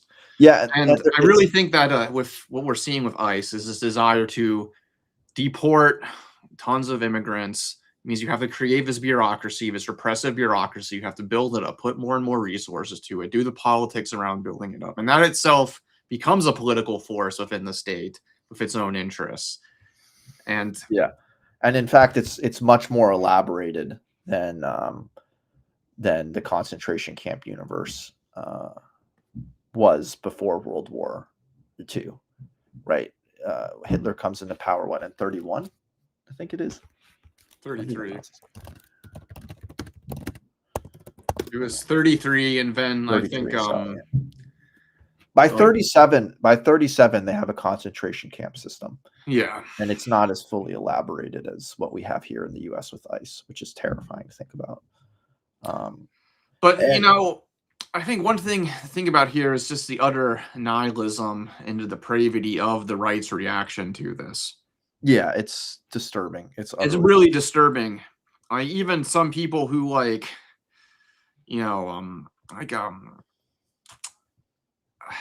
some people who claim to be like a MAGA leftist, for example, like that body, just absolutely like they're defending it. Like everyone, it seems to be kind of like closing ranks in the MAGA world around defending this. I think What Tucker do those Carlson dipshits was. at ACP think? What was that? What do those dipshits at ACP think? They're against it. Haas actually was like, yeah, no, if you defend this, you are cattle, and Yeah. So That's credit to them for not defending this, but the MAGA crowd really does seem to be defending it. The only disagreement is kind of like on how hard we should defend it. Like, should we be mocking this woman, or should we like kind of be framing it as like an unfortunate tragedy that could only have been avoided if she wasn't brainwashed into evil progressive leftist ideology? Yeah, they're scum. And it's just the fact that like they're trying to make it out to look like legitimate self-defense and just directly warping reality and thinking that they can like change reality just by lying about it enough. Yeah. It's just pure irrationalism. Well, let's be honest. In their minds or with their friends, they're saying just murk them, and they don't need to come up. Oh yeah, no, I've been seeing people saying basically like, the ICE could just go into any city and just start killing real liberal white women, and I'd be fine with it because I don't care if it was self-defense or not. I mean, so it's very clear that this is like it's basically they're baying for blood, and this is giving them permission to do this kind of shit. Basically, this is now okay. And now, like, if you fuck with us, we will kill you. No apologies. And it's pretty fucking terrifying, the level of like just nihilism and just bloodthirsty revanchism from the MAGA people. Yeah. No, yeah. Just as a side note, Robert. Yeah, the Furies is actually my favorite work of his. It's fantastic. Yeah, the Furies is awesome. It's fucking fantastic. A great book about revolutionary terror and Yeah, the dialectic of revolution and counter-revolution. Yeah. Revenge and re-revenge. Yeah. No, anyways, if people aren't familiar with the work of Arno Mayer, they really should be. It's fantastic history. It's amazing stuff. Anyways, but yeah, it's rest in peace. Just open murder. Yeah, it's just I feel really bad for her family, for everyone that knew her. Yeah. It's absolutely horrifying that they killed this woman, and now they seem to be just reveling in it almost. Yeah. Like, they're happy about it. Like, we could do this and we're getting away with it. It's really like the Matiotti crisis. Like, that's the first thing that came to mind was like, they killed Matiotti. Obviously, this woman wasn't like an important opposition politician. So there's major differences here. And basically Mussolini gets up and says, what are you going to do about it? What are you going to do about it? And that's basically what the MAGA people are saying is, what are you going to do about this? Well, it might be worth explaining to people who Matteotti was. Giacomo Matteotti. He was a PSU, he was part of the Italian Socialist Party. Yeah, he was part of the Italian Socialist Party. He wrote he did journalism and wrote books documenting the crimes of the fascist militias. Yeah. And we talked about the Mussolini show, the Son of the Century show. And people should look into that. It's watch that show if you haven't seen it yet, because it does explain, it depicts exactly what we're talking about here. Yeah. But and this guy Matiotti, he was murdered basically by a gang of fascists. Yeah. Abducted and murdered by a fascist. Mussolini basically gives like a speech in parliament after the fact, basically saying like, we did this and there's nothing you can do about it because we're in control now. And in fact, you can read his speech online. It's kind of bone chilling. Yeah, it is very bone chilling. Yeah. So if I had done this, he's kind of putting it in those terms. If I had done this, what would you do about it? Right. It is similar. It is a similar moment in that way. I think that's a good analogy to make. That's why, it's important that that people stand up against this and protest against this. But gotta say, it's kind of scary. You go out and protest after they kill someone like that. Yeah, it's very scary. Guys, stay on topic. I know Arno Mayer is good, but we have other things to worry about now, comrades. Yeah, no, it is. Yeah, no, it's You good stuff. nerds. Persistence is also very good. Yeah, I haven't written everything he's written yet, but I've read Persistence, I've read Furies, I read his book on Zionism. I read Did the Heavens Not Darken? Yeah, the only one that I haven't read is the Zionism one, and now that Did the Heavens Not Darken. And he has some stuff that's not republished on diplomacy and the crisis of 1919 that looks really fucking good. But yeah, I'll have to look into it. I'm sure he wrote a number of academic articles as well. Will Americans do Well, anything about it? You know, they from what I've seen videos, I don't know if they're, but I've seen videos of people like quote unquote besieging hotels that ICE agents are staying at and trying to get in and raising a ruckus, but I don't know what they're gonna do. People are out protesting. People are doing militant stuff. Yeah. So, is it going to reach the scale of the George Floyd protests of 2020? I don't know. Inshallah. We hope so. Yeah. I think one of the reasons why the George Floyd protests blew up to the extent they was, beyond how egregious the murder caught on film was because of COVID lockdown. So it was kind of a perfect storm for this nationwide revolt of mass action. But so there also had been half of what caused that. We have a particularly egregious murder from the state forces caught on TV. But I also do think that there had been one of the aspects, or one of the things that really kind of led to that explosion was like there had been the building up of an anti-racist consciousness. Of course, maybe not in the terms that we as Marxists think is the most useful and true, but there had been a building up of an anti-racist consciousness. Yeah. So there was that. Right now, I feel like we're in a reactionary ebb. And so it's a bit harder to like think of the movements. People are really pissed about Trump. Even on the right, there's more and more people who are really pissed about Trump, really pissed about ICE. But what is it leading to? Yeah, that is exactly. I don't think the mainstream American liberals have real answers, even if a lot of them are like saying stuff and posting stuff that sounds pretty radical at times, like right because of how angry they are. But people in 2016 began rallying around socialism as this term that to some degree opposed everything that was and everything that shouldn't be. But we're at this point where it's becoming kind of less prevalent. At least in my opinion, it doesn't seem as public as it once was. And where it is, it's pretty dilute. It's not necessarily oppositional. Yeah. So, well, in some ways, Bernie was quote unquote more radical than Mamdani. For all of the faults of Bernie, he would not shut up. He would not stop, railing against the billionaire class. Mamdani doesn't seem to have. Yeah, I think Bernie actually did his campaign more in terms of class struggle than Zoran did. Yeah, Zoran, it's just I'm going to make things cheaper. How it's how he's going to do it or why things aren't cheap is never questioned. But apparently, that's what socialism is: just making your basket of goods more affordable, which is it's a noble thing in of itself. But that's not socialist struggle. It's not.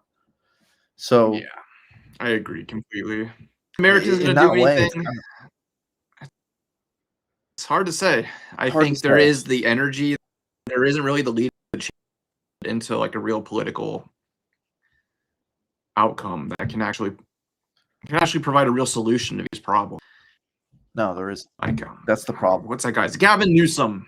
He being built up to be like the figure that is going to like fix America and get America like back on track and out of this whole MAGA mess. But like fucking gruesome Newsom, bro. There's no going back from this. Is the thing. There's no going back from this. No. Product of the developments in the American state. Trump, first of all, And these kind of social forces of nationalism and just this nihilistic insanity within ICE and within the MAGA movement, that's not going to go away. You have the Well, tech it's a capitalists are combination. radicalized as well. I imagine that someone like Gavin Newsom, I could see him just basically taking up a lot of Trump's agenda, but just doing it with better optics. You know, here's the truth. I think everything the U.S. is going senile. U.S. capital, U.S. empire, it's going senile. And as it decays further and further, it will lash out more and more within itself and outside. And it's terrifying to think. But I think that's what's happening. I think that the U.S. state is deteriorating. I think that U.S. capital is deteriorating. I think that they're going insane because of the rise of China. And I don't know where this is going, quite frankly. Yeah. At this rate, world war. You know, a lot of people have been talking about the decline of the American empire. And I think there's obviously something to that. But there's also the fact that the US can kind of still do everything it wants and get away with it. Yeah, but in some ways, it's actually a sign of weakness. Right. That's kind of the argument, is the fact that it's using these bellicose and completely domineering methods of intervention and engagement is kind of more symptomatic of the fact that it's losing its soft power hegemony, perhaps. And ultimate, you know, I mean, okay, not to get like corny or whatever, but kind of ultimate control is when I get someone else to do what they want because they think it's their choice. right. Because they're constrained in I set up things and constrain them in such a way that they can't make any other choice. Right. And doesn't seem to be the case anymore as much for other nations.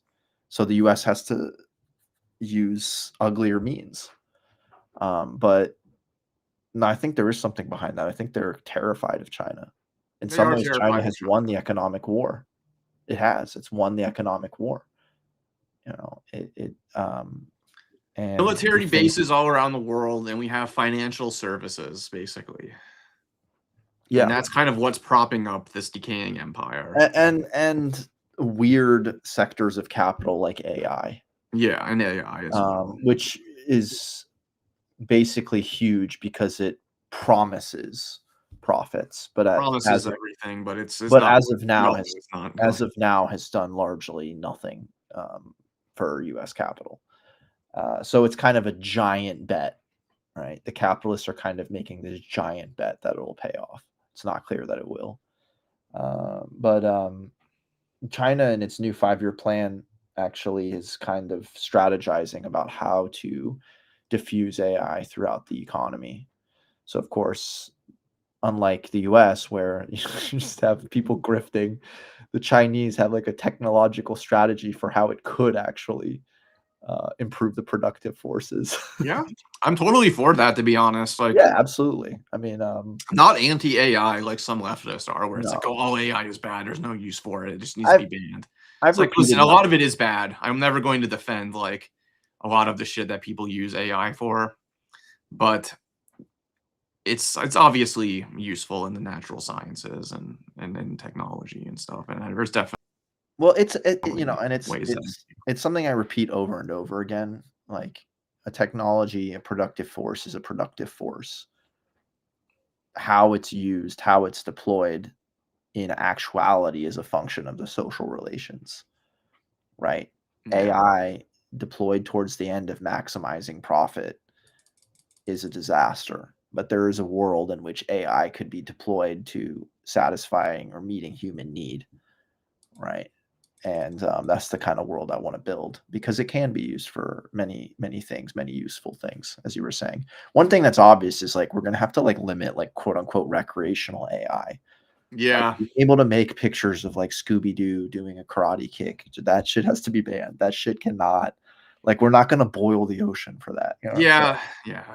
Yeah. But yeah, I mean, you know, there's already like drug discovery or stuff like that. There's many uses we could put it towards. Planning, you know. Oh yeah, the extent to which the U.S. is going into decline, I think there's definitely an extent to which it's going into decline. Because you make me laugh. Yeah, that's what they make shitty porn. China's like, yeah, they really are. Yeah, it's just President G, please save us. My country. yeah. The way I put it is like AI. It's kind of like automated, like the production of like worthless kitsch. Yeah, It's like just AI. awesome. Like we didn't need that anyway. So like Totally worthless shit. Anyway, so but this is a very bad development. I mean, not that things were good before. They've been abducting people for over a year now. You've been abducting people for over a year, but I think, one of the arguments I was making with MAGA people who were like kind of supporting Trump over, it's like, oh, but, mass deportations, like we have to do something about this immigration issue. It's like, okay, well, you're an idiot for caring about it in this way anyway, but like, let's say you don't care about immigrants or whatever. What you should care about nonetheless is the fact that doing all these mass deportations is going to require creating such a police state that is going to inevitably blow back on the American people. So even if you don't care about the immigrants or whatever, like you should still be against this because it's not going to be good for anyone. And that's obviously what's happening. It's just that the kind of bloodthirsty tribalistic irrationalism of the MAGA ideology is blinding a lot of these people to this. And instead they're embracing all of this crap. And I mean, obviously, like we want people to care about other human beings and working class people that don't deserve. But you're right. If you have to appeal to their naked self-interest, I mean, that's kind of essentially summarized in that poem that always gets quoted by the pastor Martin Niemöller. Yeah, you know the one for the communists. Yeah, first they came for the communists, and I did not speak out. Because of course they always like omit that, right? First they came for they always start with like the Jewish part, right? Yeah. And then there was no one left to speak out for me, right? It's that. It really is that. You're going to build up a police state. It's going to get rid of all the people, quote unquote, you want to kick out. Then it's going to come for you eventually. Yeah. But they don't give a shit. They don't, that's the thing about it's just Americans. It's just also so stupid to think that they're actually going to kick out all the immigrants. Like, no, the American economy relies on immigration. They're just into a servant caste that has no rights that they can bully around. Yeah, I mean, 500 USD is very true. The level of individualism has become so pathological that it's actually anti-sociality. It's no longer even individualism. It's like it's an insult to individualism. Huh? It's an insult to individualism. Yeah, it's actually like this nihilistic, antisocial hatred of all other people. Right. And it can't even be called individualism at this point. It's gotten so pathological that all you can call it is just sociopathy. It's like this just like normalized mass sociopathy of like, I don't give a shit about anyone. I don't give a shit about my son. I don't give a shit about my wife. I don't give a shit. They don't give a shit about anyone, not their family, not their neighbors, not people down the street, not anyone, no one. They don't care about anyone. It's how do you build the society with such people? It's unbelievable. I know. It's like it goes like that clip with like Sneeko and Asmongold, where he's just like, well, if it can make things cheaper for us, I'm totally fine with going to war. It's like, dude, you're basically like saying like if you could press a button that would make 400 people in a foreign country die, but it would make like your gas like 10 cents cheaper. You would basically press that button. Yeah. It's basically what these people are saying. Like, of course. And then of course it doesn't impact me. I only benefit from it. So why wouldn't I? And then of course they get hit with something half as bad, and then they want everyone to cry for them.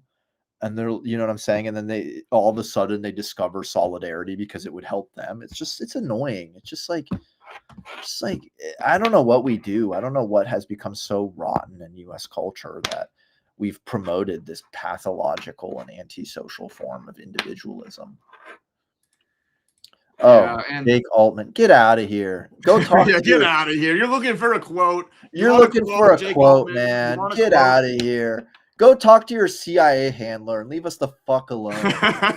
God damn it. Listen, my quote is that I think Zara Mamdani should support free speech in New York City. There you go. That's what I have to say. Yeah. Go report us to the feds, you God.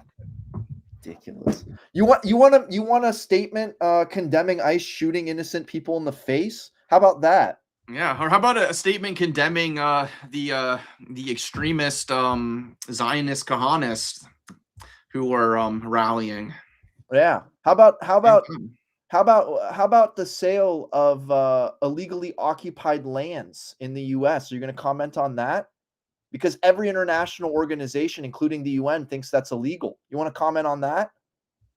Get the fuck out of here. Yeah, come on. It's Sorry, guys. There's just this. My apologies, my good viewers.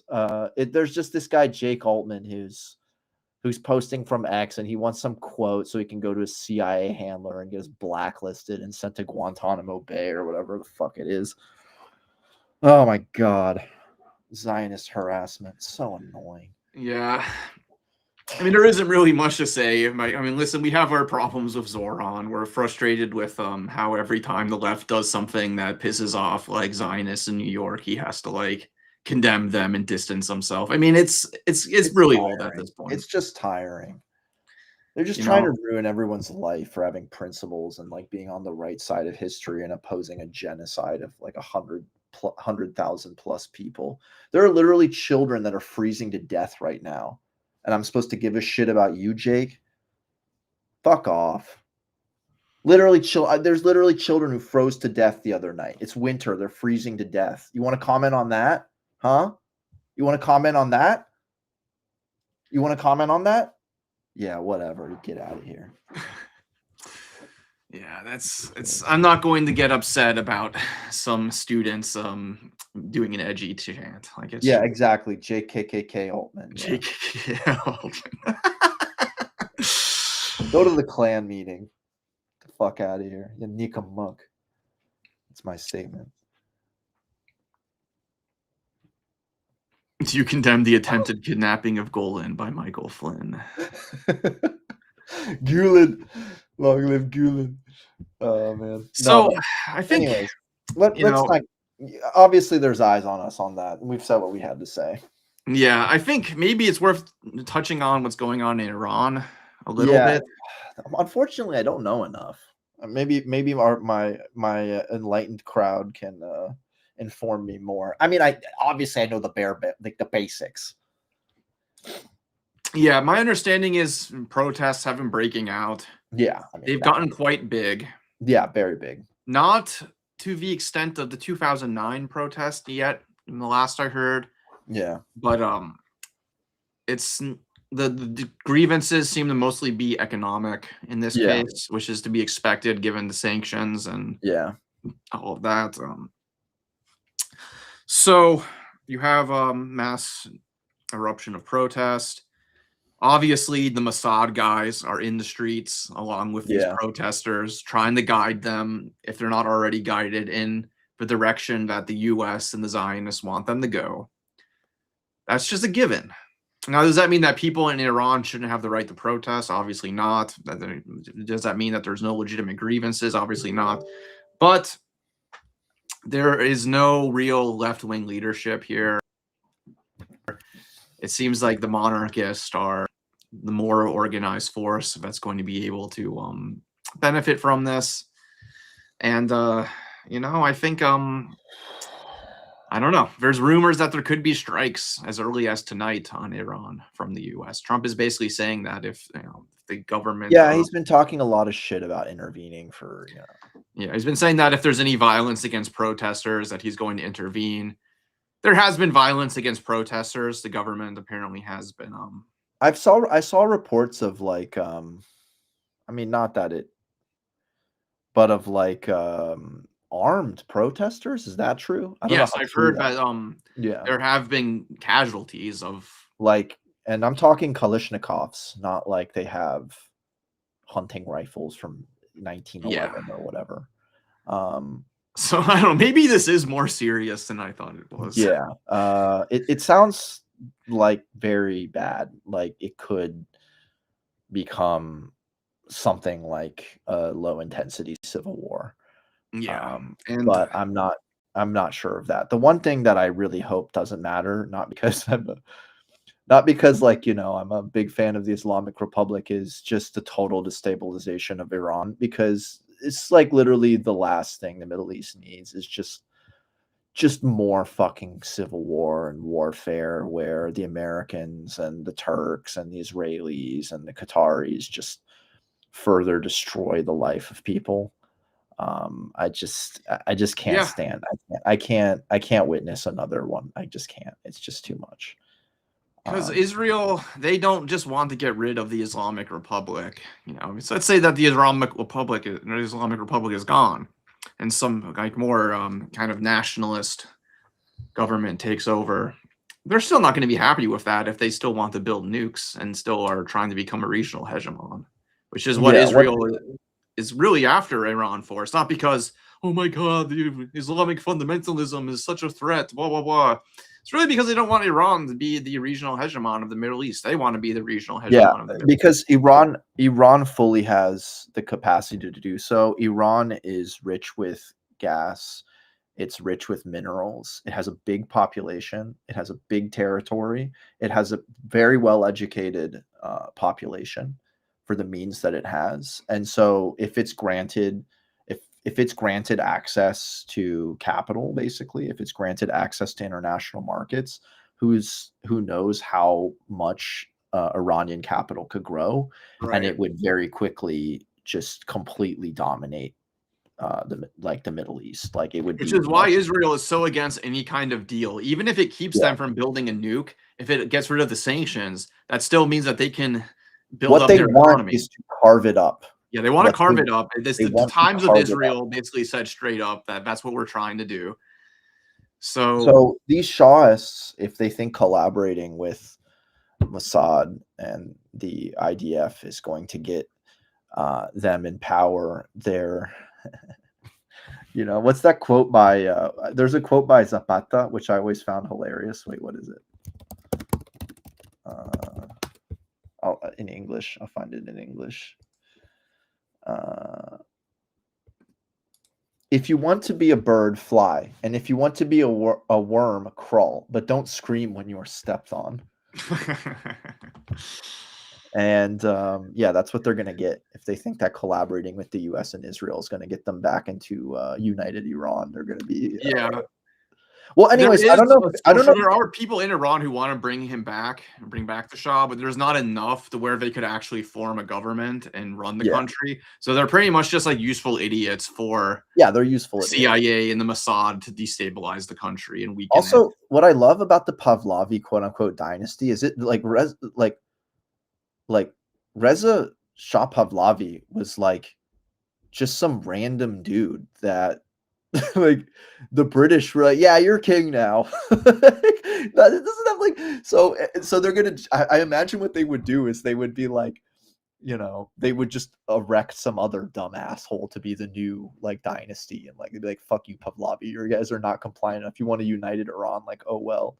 But our friend Rob said something intelligent to us, which is that the Shahist elements don't have the support or the network to take state power and run things. It would basically just be elements of the existing Islamic Republic, of the Revolutionary Guards mostly, who would end up just running things, right? And of course, once again, like, Israel will not tolerate that. Yeah. It's kind of similar to what we're basically kind of trying to do with Venezuela, which is just bully the government into like submission through weakening it more and more. Yeah. But as I said, I can't see, like, it's not because I'm a fan of the Islamic Republic that I just can't see more instability in the region. It's the last thing people need. As you said, that's not because people don't have legitimate grievances and they shouldn't organize against their state. And it's just whatever alternative is not going to be done. Yeah, the alternative's in the cards.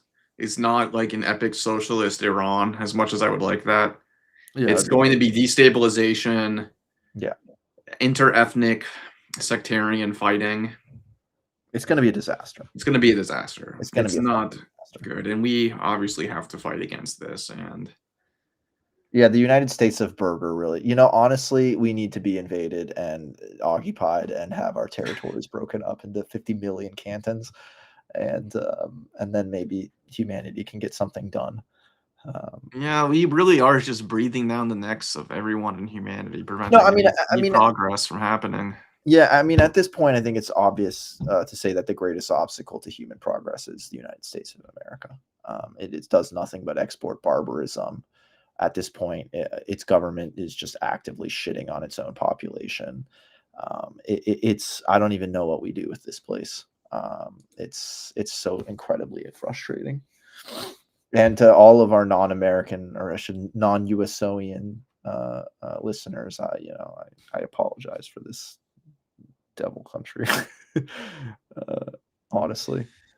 Yeah, Yeah. it's I mean, and I want to be clear, like there are many people in the U.S., like there are many good people in the U.S. and obviously people that I know that I care about, but the U.S. state and capital are just pure evil, just pure fucking evil.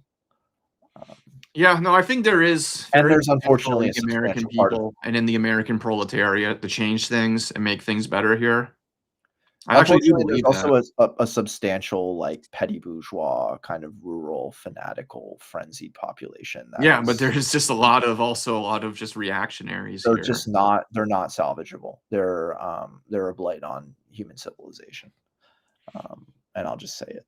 Like, Yeah, but I think, we are starting to see some people come around on MAGA even. There's always going to be that hardcore, hyper nationalist, hyper reactionary. Yeah, but I hope that those person. people who do defect from MAGA, they also, like, seriously interrogate themselves. Yeah, they Because, actually interrogate what led them to these views, why they bought into this kind of bullshit for like, so I'm much. sorry, like, we're gonna set up, like, Maoist camps, and they're gonna get re-educated because Yeah. I do not trust them to be self-reflective. Well, it's funny, like like that Ashley St. Clair woman, she was like a kind of a MAGA influencer type. Then she got impregnated by Elon, and Elon basically left her hanging out to dry. And now she's like apologizing to the trans community for like all of the hateful things that she said when she was a MAGA influencer, and how blah blah blah. Like I'm dark woke now or whatever. It's just welcome. I'm just kidding. welcome, I guess. But no, I don't. I mean, listen, like, you remember what I was saying like 10 minutes ago, which is these people will be completely antisocial to the rest of humanity, but then the moment they suffer anything, all of a sudden they have a spiritual and moral yeah. And it's very frustrating because it's like, oh, so when you were hurt, now you start to give a shit. You want everyone else to be compassionate. It's just very frustrating in that way. Frustrating, right? but I think that's what it's going to take for a lot of these people is to realize, like, you know what, like, you're going to have to realize your humanity in order to realize the humanity of everyone else too, in a way. Like, to realize that you can be hurt too. If sometimes that's what it takes. I know, but in a strong moral sense is not personalized in that way, right? Like, I'm sorry, the prerogatives of justice are universal. Like, Yeah. and if you are not taught that and you do not feel that in your bones, you're morally inferior. I'm sorry. Like, you really are. Like, you shouldn't have to suffer something in order to understand that it is bad. You should not have to suffer a genocide to know it's bad. You know what I'm saying? It's that's very frustrating though. It is frustrating, but I guess, I just said there is promise in the American people, but a lot of the American people are going to have to be led by the nose into becoming less shitty, I think. President Xi, my country yearns for freedom. Well, Xi is, he's still helping Israel out, so he's not our savior. Why can't we have anything good in the world, man? What the fuck? Can't have anything good. Everything has to suck. Yeah, and then yesterday Bob Weir dies. No more Bob Weir. I know you're really sad about that. If you want to explain to our people who Bob Weir is, because yeah, I guess that's coming to the end of the show. Bob Weir, a great rhythm guitar player of the Grateful Dead, is now dead. He's now gratefully dead. I was gonna make that joke. Yeah. I've been sad, just as the audience knows. I'm a big fan, and There's been funny seeing like some of the debate on X. I mean Twitter. I don't know why I fuck they call it X. About like whether or not like the Grateful Dead was like a CIA op, and funny stuff about that. But Yeah, yeah, I mean, listen, 500 USD. Like, you're right. I mean, part of the point of an educational system is also moral instruction, and for instance, in like, I mean, not that this was the pinnacle of morality, but in the Greek educational system in Athens, like it was very well understood that you needed like ethics was something to study. You had to study it. You had to learn it, right? And yeah, in America at this point, the STEMification of education goes hand in hand with this like anti-sociality. And I am a scientist, so I'm not saying like STEM bad or whatever, but the underappreciation of the humanities and of art goes hand in hand with this anti-sociality, this like psychological basis for fascism. yeah, And that's why we need it's not just like some cute luxury to do art, to appreciate art, to study history. They're essential ingredients in a moral education, and becoming a rich, fully developed person with like a real moral and ethical sense. And if we don't promote those things, then what we get is just like the brain dead, mongoloid, fucking anti-sociality of the petty bourgeois fanatic in America. And that is the death of human civilization. So, it's the art good. art is good. Yeah, no, art is good, and you can't live on politics alone, or science. or science alone. Yeah. You need culture, and Bob Weir, he was someone who truly believed in the power of music to bring people together. Sometimes it brought people together in ways that are kind of sus, To like do Tucker drugs. Carlson. Tucker Carlson's a big deadhead. Didn't he admit to like doing shrooms and like leaving his brother? Yeah. Wow, that's a shitty Such guy. a shitty guy. Such a shitty person. It's He's like, been bro, you shitty don't since do he was a that. kid. You don't feed your little brother, your 13-year-old brother, mushrooms and leave him in the Grateful Dead parking lot. Like, you don't do that, man. Hell's Angels hang out in those places. Like, sus people hang out in those places. Exactly. Yeah. But yeah, it's important that we create the kind of framework for people to become more social and become capable of understanding the need for a multicultural existence, not become these insane ethno-narcissists who only care about their ethnicity or their white race as they conceive of it, or any of that fake nonsense. And they don't even care about other people, really. That's the thing also. Yeah. It's like they pretend to care about other white people. They don't really. So it's just like it's literally, there's just no moral integrity or consistency. We need to create sociality, which means that people need to get involved in organizations. And obviously I'm a member of DSA, so that's a mixed bag, obviously, but it's part of rebuilding the civil society through which people can engage with each other on a social basis and rebuild some kind of ethical framework for which we can see each other as equals and create harmonious relations. And I think that is part of like, unless you're the bourgeoisie, in which case I hate you and I'm coming for you. Unless you want to fund us and I love us in a nice way and not exploit. Unless you're a class trader. Unless you're a class trader. Okay. Well, thank you, comrades, for joining us on this stream. Oh, you want to say something? Us about thoughts on pre-party organizations like the Maoist Communist Union, and I just want to ask a question. Well, I don't know.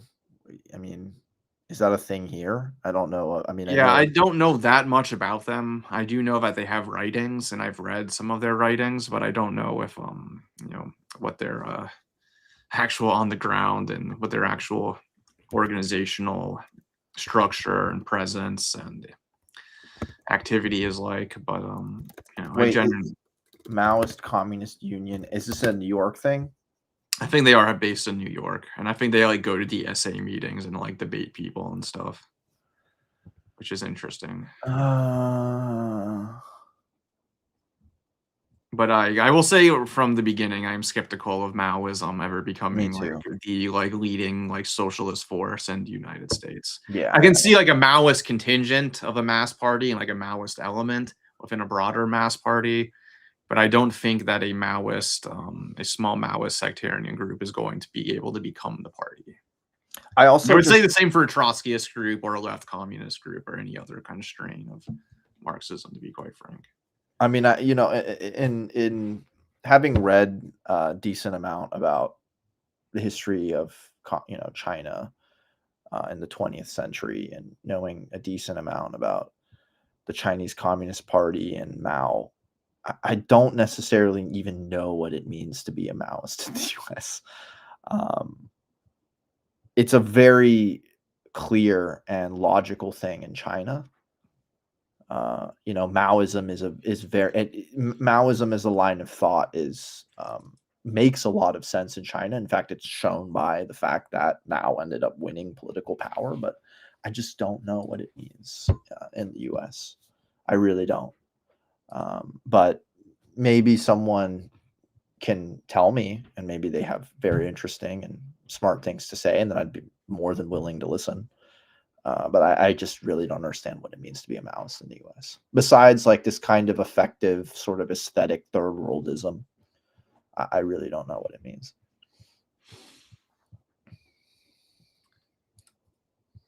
I guess. Wait, Yeah, we need nerd communism. Yeah. It came out with a decent analysis. The post, yeah. And that's what I had read by them, and it was interesting. And I think that it's good that we have communist groups writing this kind of interesting analysis. But yeah, that's for sure. I mean, listen, if they're comrades, they're comrades. Yeah, whatever their particularities, I'm sure we can find something to, a united front to fight on. Right. And that's my attitude right now. Is we really do need to be like building united fronts of the American left to fight these MAGA people and of course, where we draw the line is always the big challenge. Yeah, it's always going to be up to it's going to particular confines of political practice and all that stuff. But I mean, there are certain elements within DSA I would rather not be there. God, some of the people who were like going like on that JKKK guy. Like, Jake Oldman. He's not in DSA anymore, but he's obsessed with DSA. And it's like, he's dangerous. Yeah, he's dangerous. Yeah, he's dangerous. Like, that guy talks to feds. I guarantee it. Oh yeah, if not feds, he talks to Zionists to give information to feds. Yeah. So dox and harass and blacklist. So yeah, having elements like that is no bueno. Yeah. Hoxaism, it's a thing. It is a tendency. I wouldn't call it a viable tendency, irrelevant in any way whatsoever, but it is a tendency. It's a thing. Yeah, it's a thing. Okay, guys. All right, guys. Good stream, up. everyone. Thanks for hanging out in the chat. Thanks for listening. And yeah, y'all make this chat good. Yeah, definitely add to the stream experience. Yeah. And have a good rest of your Sunday night. We'll be back next week to report further on the emerging situation globally and in the United States. And please, read Cosmonaut magazine. Share this with your friends. If you have a few bucks to spare, check out our Patreon and and buy our merch. Buy our merch. Yeah, we got some good merch now. I got this cup right over here. Hell yeah! I have the shirt. I should have worn it. Yeah. I had to wear my Grateful Dead shirt today because Bob Weir died, but I'll make sure to wear my Cosmonaut shirt next time. Sounds good. Okay, keep